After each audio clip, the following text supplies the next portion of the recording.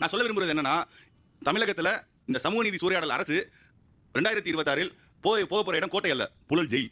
ஏன் அப்படி நான் சொல்றேன்னா, தமிழகத்துல அமைச்சரவை இருக்குல்ல, தமிழ்நாட்டோட அமைச்சரவையில தொடங்கி மதுரை உள்ளாட்சி வரை 500 கோடி கொள்ளடிச்சாங்க எல்லாரும். ஆனா பில்ல போட்டு தான் முன்னாடி எடுத்துக்கிட்டு இருந்தீங்க. எல்லாரும் கமிஷன் வாங்குறாங்க போகணுட்டாங்க. வரியை கலெக்ட் பண்ணி பில்லே இல்லாம கொள்ளடிச்சாங்கன்னா கேஸ். கிணத்துக்கு நான் திருப்பி சொல்றேன், கிணத்து கணக்குற மாதிரி இப்போ ஜெனரலா என்ன பண்ணுவாங்க, வருவாய் வரும், வருவாய் ரிசிப்ட்ல வச்சு அதை எக்ஸ்பெண்டிச்சர்ல கொண்டு போய் அதுக்கு 20% 30% கமிஷன் வாங்குவீங்க. இது உலக வழக்கம், நமக்கு தெரியும். கிணத்து கணக்குற மாதிரி நீங்க 500 கோடி வசூல் பண்ணி நீங்க ரிசிப்ட்ல வைக்கல. என்ன நீங்க உங்க சொந்த கட்சி மேயரே நீக்கிற அளவுக்கு நீக்க மாதிரி நிறைஞ்சிருக்கு தமிழ்நாட்டுல ஊழல். நம்ம முதல்வர் பாசில நான் சொல்றேன், கலெக்ஷன் கமிஷன் எலெக்ஷன்.